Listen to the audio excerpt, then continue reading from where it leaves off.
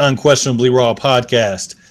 Tonight we're going to kind of mix things up. We're going to go over last night's kind of one of the strangest nights in the NBA by far. Go over that, and we're going to go over some of the most recent news and notes, and we're going to kind of close out the show with a little Russell Westbrook MVP debate. So we've got Keith Smith with us of Real GM, of course, and Keith, I'm going to go right to you to open up the show, just kind of recapping some of the highlights of the Orlando Magic San Antonio Spurs game last night. Sure, it was for me on a surprising night. It was the surprise of the night. You had probably that I think we thought was likely to be a blowout. And what ended up happening was it was a blowout, but just the complete opposite way. The Magic really controlled it from the end of the first quarter on with their defense. They were able to get into guys. Aaron Gordon defended Kawhi Leonard really well, challenged him every time he had the ball, chased him well, defended him, pushed him off his spot, forced him to pick up the ball further out than he really wanted. And their guards did a really good job staying attached to the Spurs guards, which can be hard with how much they move around the court. And then Biyombo and Ibaka were both solid as well. Ibaka did a good job on pick and roll, hedging and dropping back, and then Biyombo was at the rim all night long. So that was good. Their offense was better, which is good for them, considering how bad they've been most of the year. And what's really helped is putting the ball in Evan Fournier's hands more. He is able to be a little bit more of a playmaker when he has it. When Peyton's out there, Peyton's kind of in that Rondo mode, right? If he doesn't have the ball, he's not real useful. So when he's out there, he's got it a lot. So by splitting their minutes, you're allowing Fournier to handle, and he's getting a little more space because Augustine's helping to spread the floor for him. So he did a good job. I think he had 7 assists last night, which was nice to see. Aaron Gordon picked up his play a little bit on the offensive end. So, slow but steady improvements. And I think Frank Vogel might be starting to lock into some lineups.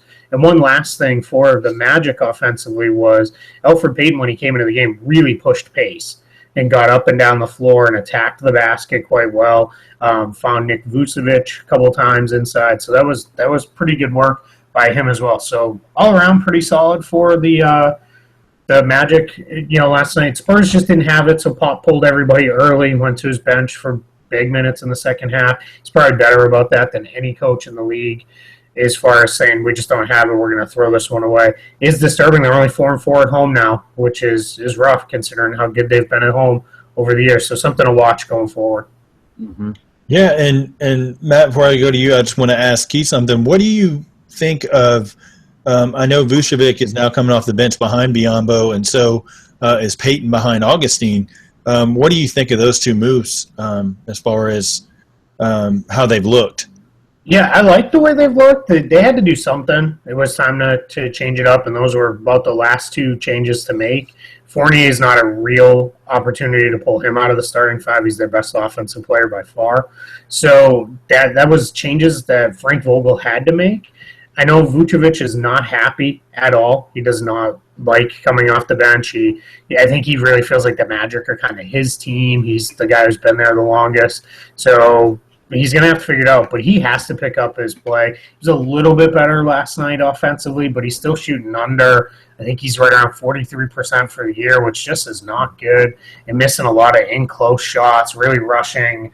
He's not using his strength on guys. He's taking a lot of fallaways and little flip shots and things like that. So he's got to get that worked out. But I like the change, especially if Peyton's going to be aggressive in attack the way he did last night and push the ball. So it's definitely something that the Magic have to try and run with as much as they can. Yeah, and it's definitely given kind of Peyton's really looked inspired coming off the bench, something that we didn't see for a while from him. And with kind of the moves, I know Aaron Gordon was back in at small forward, so hopefully he can kind of turn it around and stop shooting so many jumpers and get to the rim a little bit more. Because I know last year he most of his shots came close to the rim, and this year he's taking a lot more jump shots, which obviously playing a different position is going to be a different kind of role. But that doesn't seem like the 3-point shot is working. No, not yeah. He's again. We've said it a million times. He's not a small forward. They need to get him out there. Last night he looked okay. He hit a bunch of jumpers, but that's going to be more of a it'll come and it'll go kind of thing for Aaron Gordon versus a consistent offensive weapon at that position. So it'll be curious to see what happens with that. But so far it seems to be working a little bit better. I think it helps having Augustin out there because he's getting a little bit more space. And Biombo just does what he does. He just kind of sticks right by the rim and waits for putback opportunities. So he's not too much. But he's also a solid screener, so that helps the offense. He's a better screener than Vucevic is. So he does help in that respect offensively. Mm-hmm.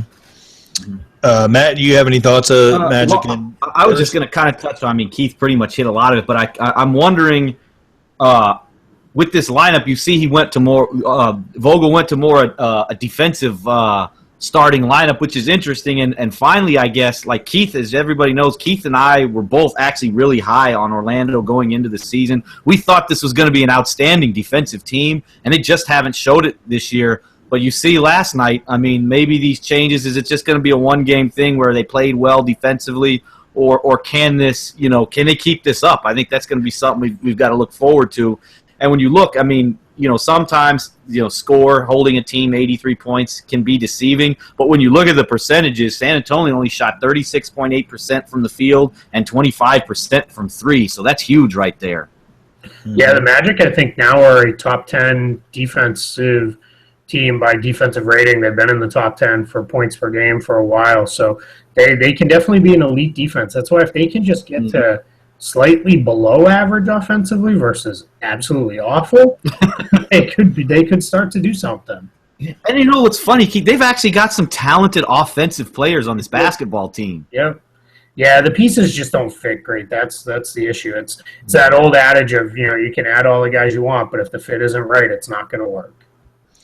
What kind of summed it up for me, I did not watch the game live, but, watching kind of the recap and of course, reading your recaps for the skip pass every day, Keith, it kind of stood out to me, kind of a Shaq in the Fool moment when Aaron Gordon and Biombo go for the same alley-oop and they collide. Well, the Spurs get a 5-on-3 fast break.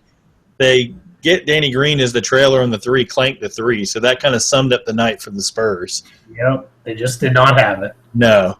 Moving on to the Cavaliers against the Milwaukee Bucks. Keith, what did you see out of that game? I didn't get to watch too much of it. I was flipping back and forth, had him on picture-in-picture for a little while. I thought Giannis he's so good. There's just nothing he can't do. The one thing that really stood out to me was the Bucks reserves. They just killed the Cavs bench. There was, even before it got into kind of garbage time late, there was more than a few times when it was, I think, 4 reserves out there from Milwaukee, and I think the Cavs even went to 5 at a time at one point, and they had nothing. Greg Monroe has looked good the last handful of games since he's been getting minutes again, and they were able to attack him. And then, of course, we all saw the J.R. Smith pause mid-play. Oh, my gosh. Oh, gosh. That was I didn't realize I was in the game. It's like, what? Like, are you kidding me? Matt, what did you think of the game? I was actually really surprised. Well, I was really surprised because after what I saw on Sunday with the Cavs and the Sixers, they were down 11, 12 points, came back. And in the second half, it was around that score. They were down like 11, 12 points. I'm like, this team is going to come back. But, man, the Bucks just kept attacking. And Giannis was fantastic. And Jabari Parker had a really nice stretch in that third quarter. Giannis was out of the game. He was beasting LeBron James down low, snagging rebounds, dunking on people. It was really fun to watch this team. And I guess – and Beasley, he was fantastic. Greg Monroe, who actually – I was looking at the when we did our rankings for MVPs and stuff, I was looking at the player efficiency rankings, and Monroe's in the top 30. Wow. So I guess we could somewhat take that with a grain of salt, kind of, because, and then the standout play of the game, Thon Maker on the Birdman, the step back, make him fall to the ground. I was watching it. I watched the whole game, so I saw it when it happened, and I was like, whoa. Ron had to turn and kind of chuckle. Yes. They caught him on camera turning back to the crowd, and he kind of chuckled. So It's all in good fun. Yeah, and they look like this is a group that like they look like they were just having a lot of fun last night. Now, also, I think what we got to consider, Cavs. It was one of those stinker games that happened. Oh yeah, they were. LeBron was a little bit shaky on offense. As far as defense, nobody really looked engaged. From the Bucks side of things, Monroe looked actually decent on defense. All around they gave a great defensive effort. Switched great on D. Thon Maker, was the highlight of the night. And then Giannis with the 34 points. I mean, he's going to be an all-star this year. I'm pretty confident I can say that. Well, one last thing on that one before we go off it. Yeah, I think Matt was kind of going there, but I'll just finish the thought off. The Cavs can throw some of these games away. Last night. Yeah. It doesn't matter. They're already out, further ahead than I think we even thought they would be at this point. So tossing a handful away is not going to hurt them at all. No, and with teams, for example, like going into who we're going to talk about next, the Clippers and the Nets.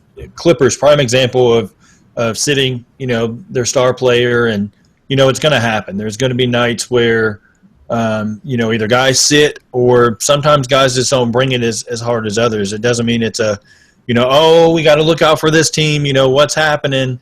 No reason to hit the panic mode for anybody that's listening on the Cavaliers. But absolutely not. Going to the Brooklyn Nets and the Los Angeles Clippers.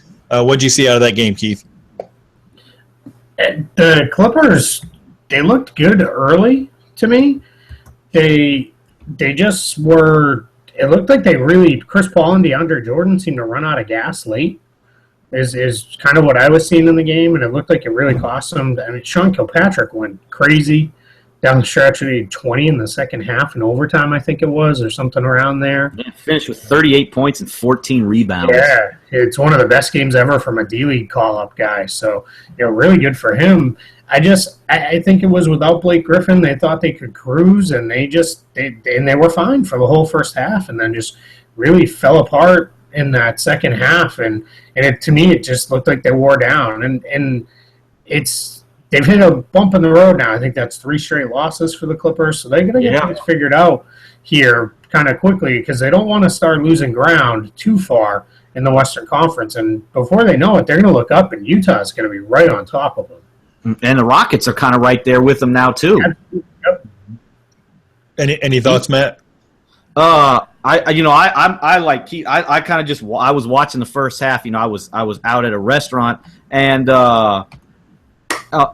got up by like 18 points, and I'm like, this game's over. I got home, turned the Cavs on, and then the Cavs game is over, and I've got NBA TV on watching the Jets. Next thing I know, it's like I look at the score, I'm like, what the hell? They're losing to the Nets, and then it goes to overtime, then double overtime. We all see Doc Rivers blow up, and I actually kind of wanted to comment on that. Obviously, you shouldn't freak out like that and all that, but I understood why he got mad. If you follow what Doc said after the game, he said he was having a conversation down the floor with one of the refs, and the ref at the other end teed him up. Had no idea what what him and Doc and the other ref were talking about, and then he just blew up. But I think a lot of the reason he blew up because his team pissed off that game, I think, so he probably just already was boiling. And Eddie Johnson made an interesting point today about Doc Rivers and the Clippers and all. He said these guys, they whine, and we see it. They whine to the refs more than any other team. Mm-hmm. And he said, Poppy, he goes at the refs, but you don't see him getting texts. And he said the Clipper players they're already making the refs mad by arguing. So then Doc says his thing, and now they're just ready to toss him. So his players aren't allowing him to do what he needs to do when talking to the refs because they're just always chirping away. Always. Yeah, it was a crazy night. First, I'll kind of highlight the Nets. Brook Lopez is still killing it from 3. Yes. Of course, Sean Kilpatrick, he scored 31 of his 38 points after the third quarter, which is very impressive. I think he started like 3 of 13 or 3 of 14, something like that, and kind of shot his way out of that. Paul Pierce, basically CP3 looked like he was, had him on a respirator trying to revive him because he played 29 minutes and looked like he was struggling a little bit there. But The more alarming thing, like he said, is the Clippers have lost to Detroit and Indiana. Managing just 70 points against the Pacers, which was their lowest scoring game in 13 years. So, and the defense, and you're noticing the defense is not looking as good. I mean, you give up 127 to the Nets. You give up over, 100 to the Pistons. I mean, where's that defense that was so great, before this 3-game losing streak? They were like first in the NBA in defense. Yeah, it's kind of – I can attribute some of it. Their bench hasn't looked as good either. No.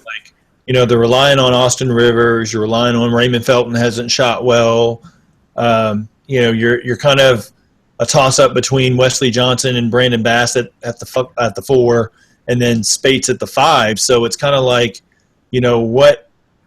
what are they really going to get out of Spates if he's not, hitting shots? And then, like I said, it's a toss-up on a nightly basis if anybody outside of Jamal Crawford is really going to step up and do something. So hopefully, this doesn't turn into a trend for the Clippers and they can kind of regain momentum because, Keith, exactly as you said, Utah is going to be nipping on their heels. So is the Rockets, as Matt said. So, basically, looking at the last game, you've got the Jazz pulling out the win late there. Any thoughts on that game, Keith? Yeah, I think the Jazz are really rounding into form. It took them a long time to get healthy. I know they're still missing Derek Favors, but they're starting to come around. I thought their defensive game plan last night was excellent. It was funnel Harden to Gobert every single time. And they did it without fouling, which is so important against James Harden because otherwise, you can funnel him inside, but if he takes 20 free throws, then it doesn't really work. So they did a really nice job with that. And Gordon Hayward, now that George Hill is there to play off of, he has just stepped up big time. He's really making plays off the bounce. He's getting to the rim. He's hitting jumpers. Unfortunately, it sounds like Rodney Hood's a little nicked up now. So that team's so snake bit with injuries. I mean, they're not at Memphis or New Orleans level quite yet, but it's tough. It struggles. I want to see them fully healthy so bad, and I just don't know that we're going to get it. Yeah, the 62 first half points were a season high for them.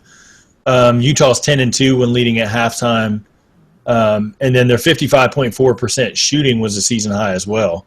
And they basically holding Harden in check is going to kind of lock down Houston. But what did you see out of that game, Matt? I mean, Keith hit it on just the way they defended Harden. They kind of they didn't have him double team the whole game, but they kind of had 2 guys around him the whole time. And then you've got Rudy Gay patrolling the paint, and I mean, you cannot score on that guy. He protects that rim so well, and it's not so much he's up there in blocks, top 3 in the league, but it's just how the way he affects the other guys shooting when they go in. You just cannot score inside on them, which allows them to be really aggressive out on the perimeter. They can really get into guys. And then another thing that stood out, the 15 of 28 from the 3-point line. I know that's one big thing the Jazz wanted to improve on, on the season. And, man, that's fantastic. The Rockets only go 11 out of 30, so you win that battle, which is huge. Then you get a nice game off the bench from Trey Lyles, who's really starting to fill into that role that they want him to. He's looking really good since they've started revving it up and everybody's getting healthy. He can now play the role that he was supposed to play this year. They're not asking him to do too much now with everyone getting healthy, and he's showing why at the end of the year maybe you don't bring back Favors, especially with all the injuries. I think Trey Lyles will be able to fill in just nicely. Yeah, we talked about that in our season preview, and that was going to be the question, how can they re-sign all those guys? And, we'll have to see. But interesting stat that I saw was with Gordon Hayward, Rodney Hood, and George Hill all having played 104 minutes together, they have a net rating of plus 27.8. So, that's it shows you the value. Question for Keith. Going forward, real quick, do they need Derek Favors going forward? If everybody else is healthy. Yeah, I think they do. You can't trust Lyles yet. Boris Diaw hasn't looked very good, although he played okay last night. I think they really do need Favors just because he's that second big And I like the idea that when Gobert needs to come out, they can rotate Favors over. He's fine, but he's a fifth big. Mm-hmm. He's a guy you go to when you have foul trouble or injuries, which is what they're doing now. But it really has been that's been the big thing. But I think you're going to see them use them a little differently. I think they'll still start both of them, but I wouldn't be surprised if one comes out early and then they almost stagger split their minutes for most of the second half. I think that'll just work a little bit better for them. So I think they still need Favors, but I know that there is some concern long term in Utah if that's the best way to go, especially as the rest of the league continues to downsize. Yeah. Mm-hmm. The interesting thing is now Rodney Hood kind of going down with the hamstring strain. Hopefully he's not out too long, but it just seems like as we go into our news and notes that a lot of injuries have been hit lately. Yeah. You've got first we'll go into the Mike Conley injury, 6 to 8 weeks, lower back fracture. Does that kill their potential push for the playoffs, Keith? It's not going to help at all because it's probably the weakest spot, maybe other than behind Marc Gasol on the team. Andrew Harrison got the start in tonight's game for the Grizzlies, and he's been a surprise this year. He's played fairly well after being a domestic draft and stash in the D-League last year. He's played well. They're apparently, what I heard from a source today is that they're more likely to just play it out with Harrison and Wade Baldwin and see what they can do for probably about a week or so. And then if they can get a hardship exception, don't be surprised if you see one of two guys, either Jordan Farmar, who played for them last year and is an experienced NBA point guard, or Xavier Munford, who they also had last year, and they really liked a lot. And he's been playing very well in the D-League. So those could be two guys you could see come back to Memphis. A lot of people talk, well, who could they go get in trade and this and that. I don't think that's the option, and I don't think Mario Chalmers is that option yet. He's not quite ready to go from everything I've heard, and I think he wants to join a true contender versus just getting short a quick minutes grab. So it sounds like he's holding out for the sounds like Chalmers is holding out to go to Cleveland. Yeah, I think that is the plan. Yeah. That's a smart plan. I can't fault him for that. The rumors were out there about Norris Cole, and just in case anybody did not read that's listening or watching, Norris Cole is still in China. Yes, he has an NBA out, but he's injured at the moment. So, basically the Grizzlies are not going to take a flyer on a guy that's already hurt when they've got, everybody else hurt. Everybody else, it seems like, on the roster is hurt. So, Matt, in your opinion, do you think that this could potentially really hinder the Grizzlies as far as momentum in the kind of the middle of the pack for the playoff standings? Potentially, absolutely. It really could. Your point guard's your most important position, but you still have Gasol. I think it's just going to be, can Gasol stay healthy? Can they get Chandler Parsons back healthy? What can Wade Baldwin do for these guys off the bench? Can Andrew Harrison continue to play well? If these things can happen, they can maybe stay afloat and be hovering around 500 and be in that mix.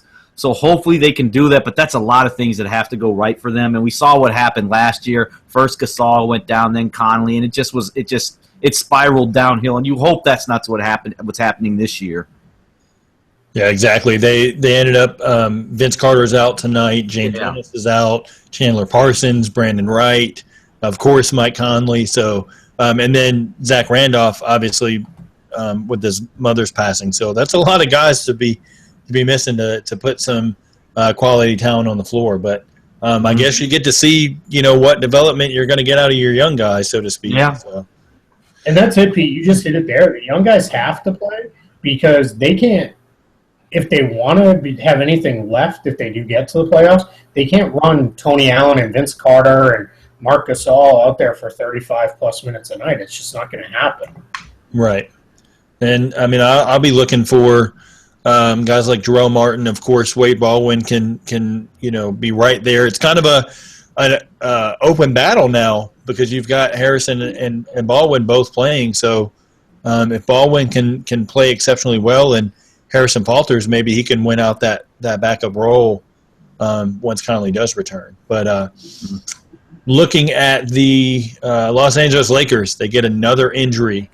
Nick Young with the strained Achilles out 2 to 4 weeks. Of course, D'Angelo Russell is already out with the knee and getting injections and everything like that. So we'll have to see. How much do you think this affects the Lakers for the next 2 to 4 weeks with Nick Young being out, Keith? Yeah, it's going to hurt a lot. He's been really good for a guy that I think everyone in the NBA community assumed was going to be waived.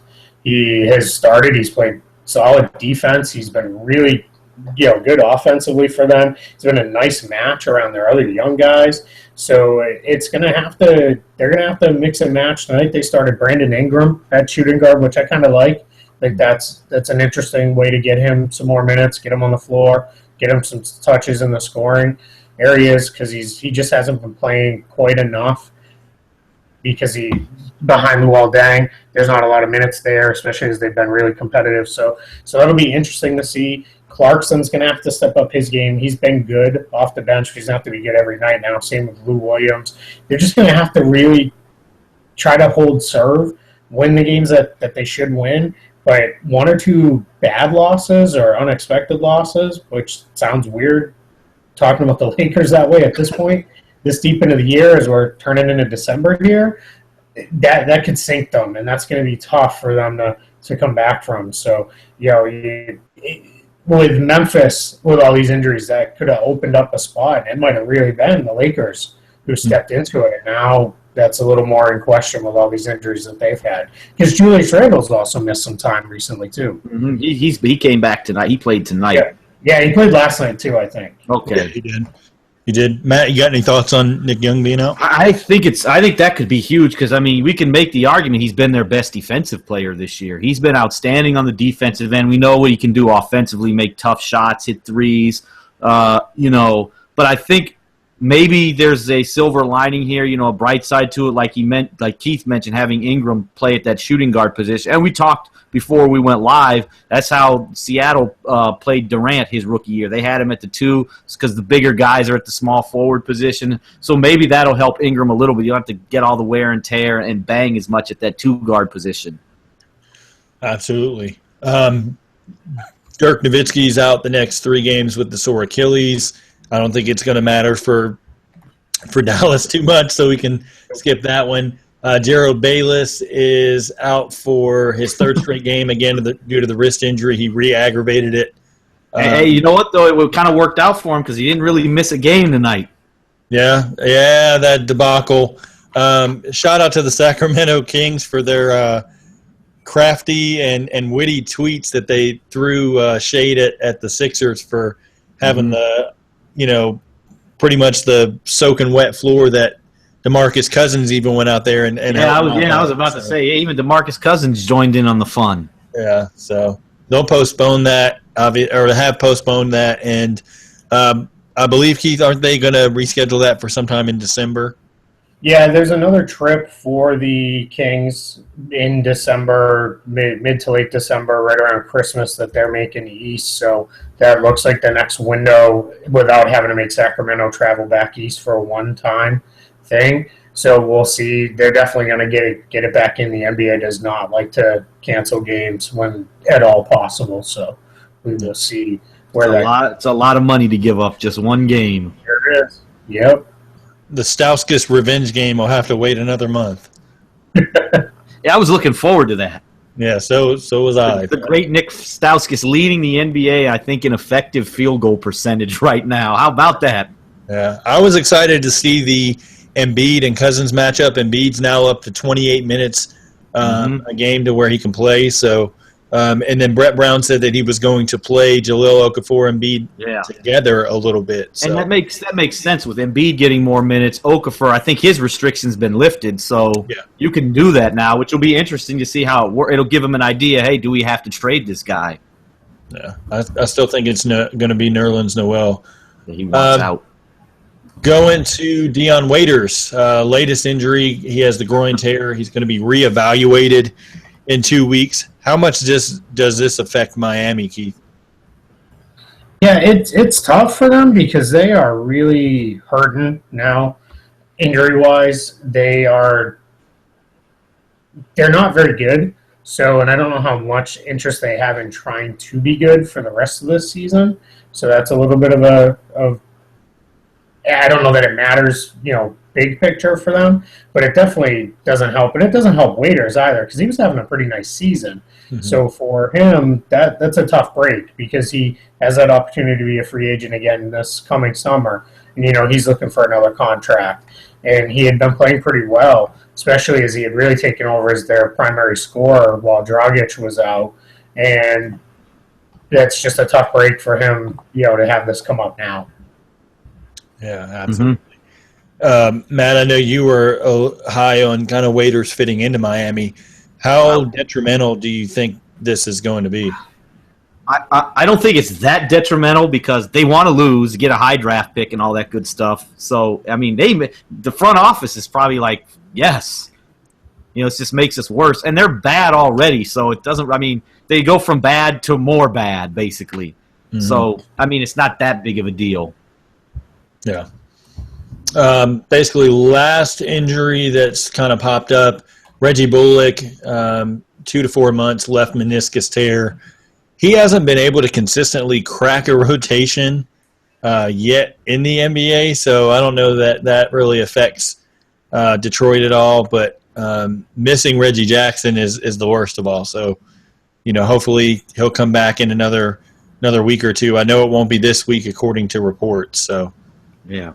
Wasn't the thing with Bullock going down was they were going to start giving him more. They had started giving him more minutes as Stanley Johnson has really fallen out of the rotation. And tonight's game against the Celtics, and they're up by 7 late in the fourth quarter, second night back-to-back on the road with travel. So that's an impressive performance by Detroit.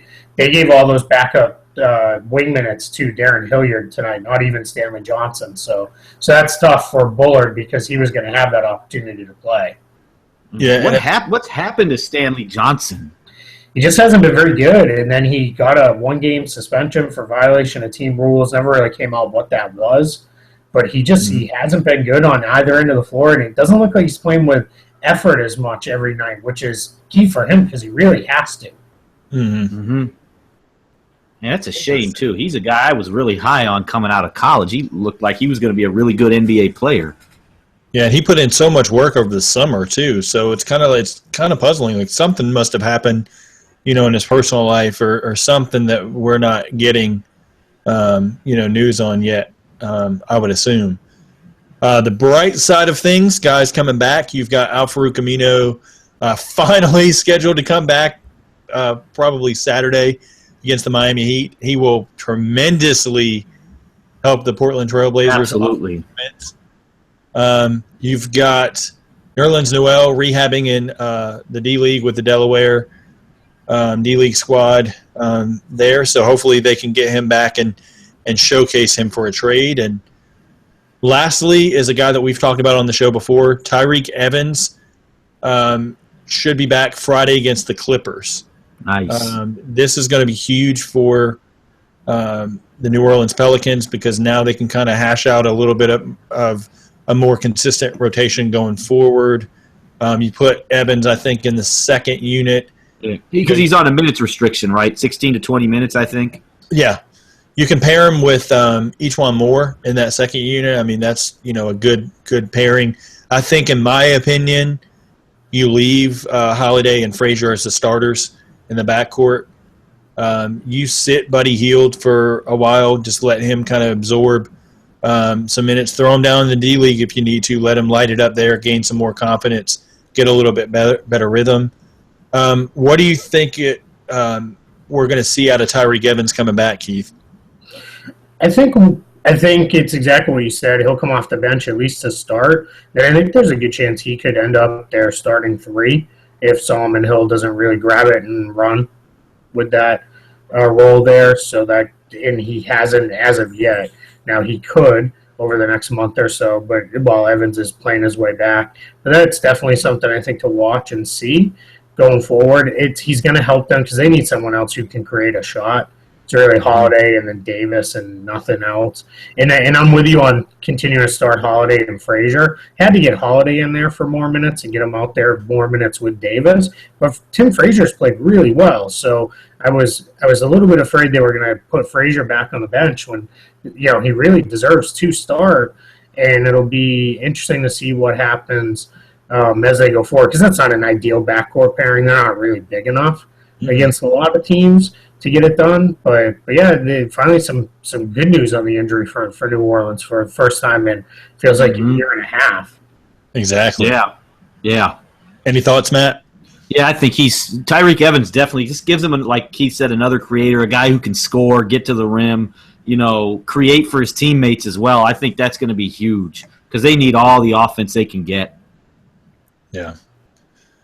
All right. So our last topic of the show, we're going to keep this night, kind of a little bit shorter than usual, but I think this is our best topic of the night and really debatable by a lot of people. Matt and myself and Lance basically kind of had a little bit of a back and forth with a guy we've had on the show and fellow NBA fanatic John Markish, better known as Greedy Rashidi. We kind of debated Russell Westbrook as far as how well he fits in with his teammates, and it kind of went all over the place. Chris Paul got thrown in there. Well, because initially, as everybody knows, Monday we did our MVP rankings, and I kind of did a mini rant on Russell Westbrook. So Lance, he watched the episode later on, made a tweet, said preach. So I told him I just gave facts. So then this morning, I get basically a response back from John, and he says, he basically kind of went in with, to say Westbrook, has teammates is like saying Joel Embiid has teammates as well. I'm like, and I'm thinking to myself, how can you compare the two teams? There's absolutely no comparison. Joel Embiid would love to have Victor Oladipo, Steven Adams, Enes Kanter, even Roberson. So, and that's what kind of got it started. So I'm like, so I just responded, basically, give me Kanter, Roberson, Oladipo, all those guys, Sabonis, give me those guys over Embiid's teammates all day. And then it just kind of went on and on. And I basically I made the argument, Russell Westbrook is a great player. I said it Monday, I'll say it now. He's a great player. But to say he's the MVP right now is kind of, I can't do it. His team's not good enough right now. 11-8. You're not the MVP if your team's 11-8. Exactly. You're just not. He's hunting stats. We saw a perfect highlight. I think it was against the Knicks, I think. His man's, I think it might have been Holiday or Jennings or someone, is sitting in the corner wide open for three. Westbrook's under the basket hunting for a rebound. He's stat hunting right now. He's trying to get triple-doubles every game. That's not making your teammates better. That's not what MVPs do. I mean, then take, for example, look at LeBron James and James Harden. That's making your teammates better. And all that. And I'll use this example. Lance used the 07-08 Hornets. I'll use this like I used the other night. The 08-09 Cavs. The second best player on that Cavs team was an old Zydrunas Ilgauskas. LeBron James won 66 games with that team. Okay. Keith, now you weren't in on this argument, so I want to hear your thoughts on just kind of what you think of Russell as an MVP candidate. Yeah, I can't give it to anybody whose team's not near the top of the conference. I just can't do it. It's not baseball where one guy can be absolutely incredible, put up all kinds of stats, and have no help around him. In the NBA, I've always believed true superstars drag their teams to the playoffs year over year into good records despite what they've got around them. And my go-to example for that is Kevin Garnett in Minnesota for the bulk of his career. He always had them in the playoffs. And most of those Timberwolves teams were absolutely and Keith, that team where he won MVP, it was a decent roster, but, I mean, the second best player on that team was Sam Cassell. Yeah, I mean, and that was the one year that he probably had the most of, right? But so that's always my challenge. And then this year, when you look at it, what I find really interesting is we have the direct comparisons of LeBron James and James Harden this year, who are not exactly what Russ is doing, but pretty close. numbers-wise, and both of their teams are winning and doing quite well. My big things with Russell Westbrook is he's shooting just over 43%, and he's turning it over 5.5 times a game. Now, I'm going to play devil's advocate on myself here for a minute. I don't like that people spend so much time on what he doesn't do versus appreciating the things he has done. And he had 18 rebounds the other night. He's 6'4". I mean, that's ridiculous. Those are numbers that, guys who are 7'4" can't put up. And he is getting it done with, now, his teammates are 1,000 times better than the 76ers. That's just, ridiculous. That was a terrible comparison. But it's not like he's got the best guys around him in the world. He doesn't have a lot of help, especially offensively. I've heard a lot of people making the Allen Iverson 76ers comparison. Not even close. Had to do it all. And my challenge is there is he doesn't even have – Iverson was playing those years with elite defensive players around him. Westbrook doesn't even have that this year. So that's, a little bit of a challenge. I, to some extent, think what he's doing is even a little bit more impressive because Iverson just didn't scoring the ball. I mean, he was a good defender, don't get me wrong, but he wasn't racking up assists. He certainly wasn't getting rebounds.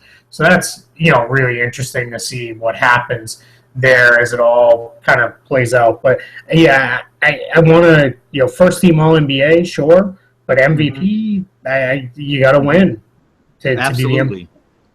Absolutely, and that's why I always say I will say, and he's a great player. He's one of the best 7 players in the NBA. I'm not going to debate. That's obvious.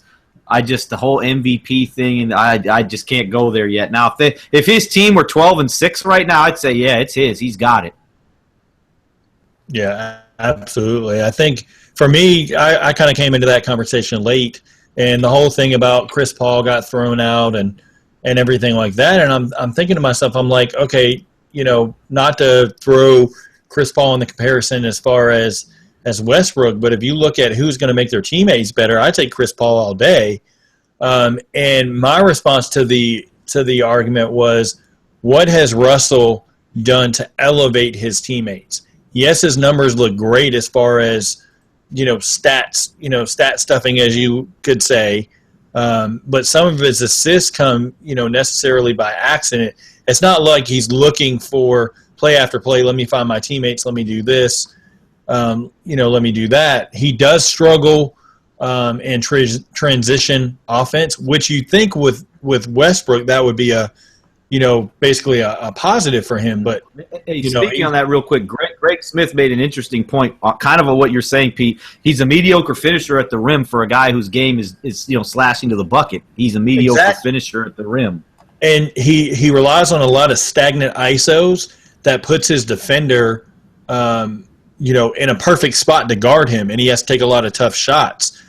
On the plus side of things, I mean, he's getting Oladipo a lot of jumpers, so you can make the argument on both sides. And so I didn't want to lean too far one way and say, like some people have said, oh, Westbrook is just not a good player. I cannot say that. No. You're an idiot if you think he's not a good player. Yeah, he is phenomenal across the board. We're not going to get crazy, but I can't put him in the MVP discussion. So that was the point I was trying to make.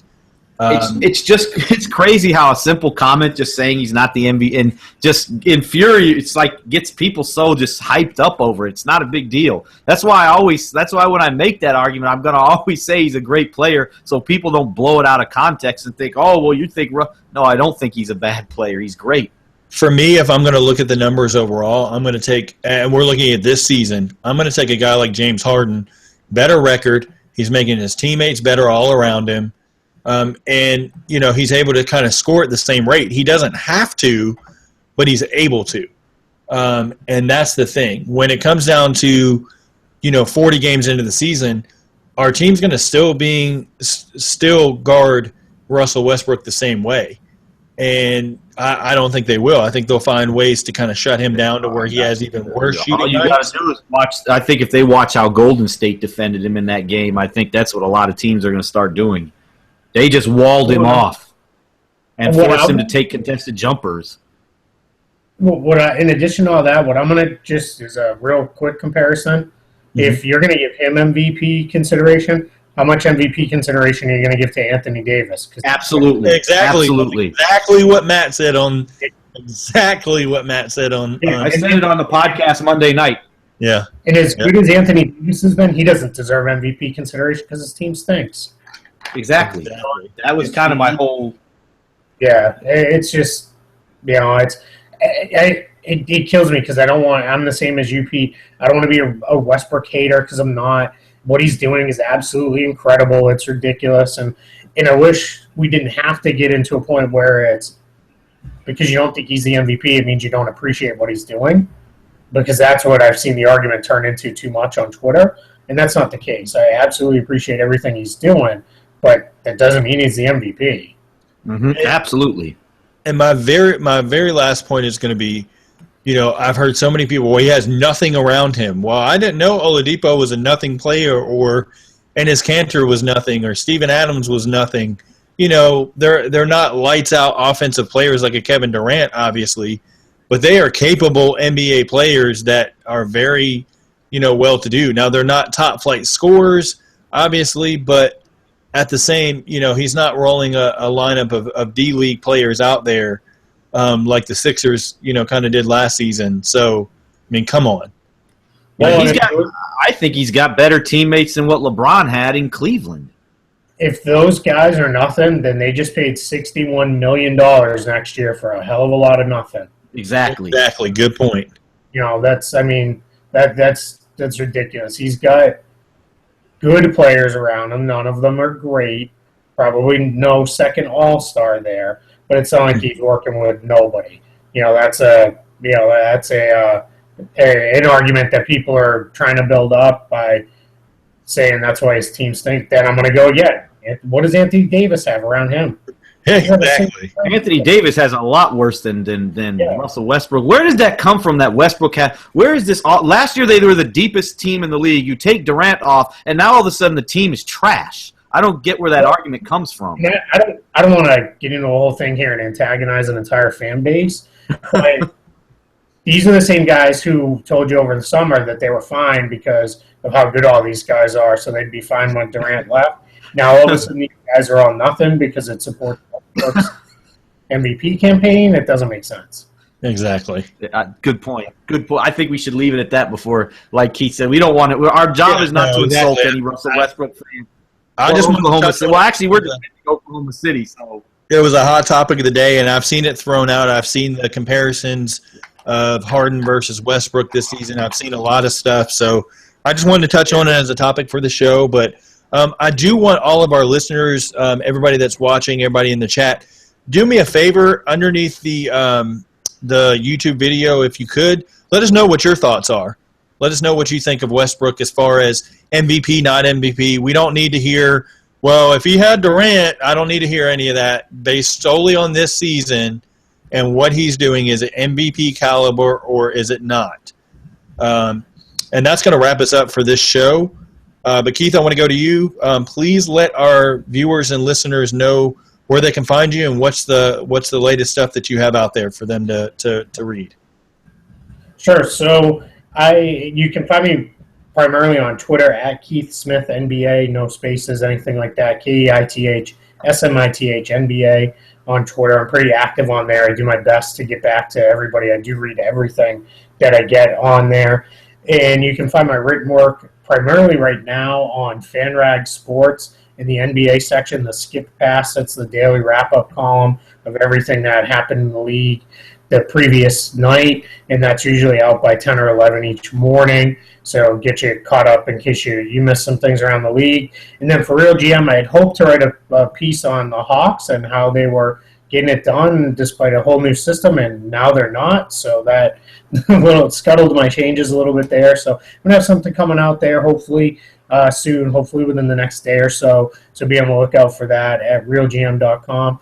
And then I just want to add, too, to everybody out there, I know Pete will probably add this or Matt, but give the show a rating and review on iTunes if you're enjoying it. It helps so much. We're all working hard here. The guys, especially here every night, trying to make it better for you and do things that are better. If you have good constructive criticism, please leave that as well. It's the only way everyone improves, and we're all big boys. Everyone can take it. Absolutely. We want to give you guys what you want to see and hear. Yeah, absolutely. We've gotten a couple nice reviews, and I'll actually going to read them next week on the show. I always like to, every couple of weeks to dive into our newest written reviews and just thank everybody live on the air. But yes, please go to the iTunes page, subscribe to the podcast, leave us a 5-star written review. Those are very important that you leave a written review. 5 stars are great, but we like to have the little written content behind it.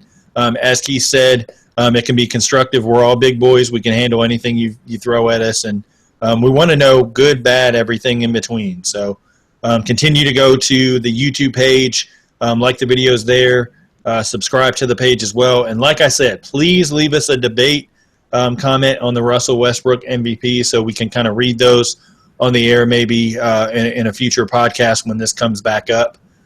Because I'm sure it will multiple times this season. Oh, yeah, it'll probably come up Monday when we do our rankings again, and Russell Westbrook's not on our list. There's going to be people who are mad, and they're going to tell us what idiots we are.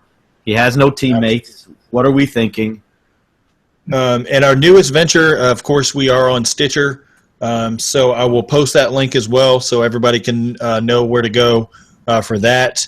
And basically that will wrap us up for this show, but hope everybody enjoyed it. And Matt and Keith will be back with you Friday evening, 9 p.m. Eastern. I actually will not. My son will hopefully be born either Friday or Saturday. Pete, we're going to do 7. We're going to do 7 Eastern on Friday. 7 Eastern. I'm sorry. Yeah. Everybody's 7 Eastern. Sorry about that. So look out for that, and I will be back with you guys on Monday. So, hey, most importantly, Pete, good luck with the little one on the way. Yes. Congratulations. Your life's about to change in the best way possible. Oh, yeah. Thank you so much. A lot less sleep and a lot more coffee. So I'm ready for it. So, but thank you. Thank you. To keep you up and watch those 1 p.m. Eastern time games. Yeah, that's what I told my wife. I said, well, at least I can kind of DVR everything and actually catch all the NBA action now. I can just sit and catch it. So, yeah, I'm excited. So, good stuff. But I hope everybody enjoyed the show, and we will see you guys back 7 p.m. Eastern on Friday evening.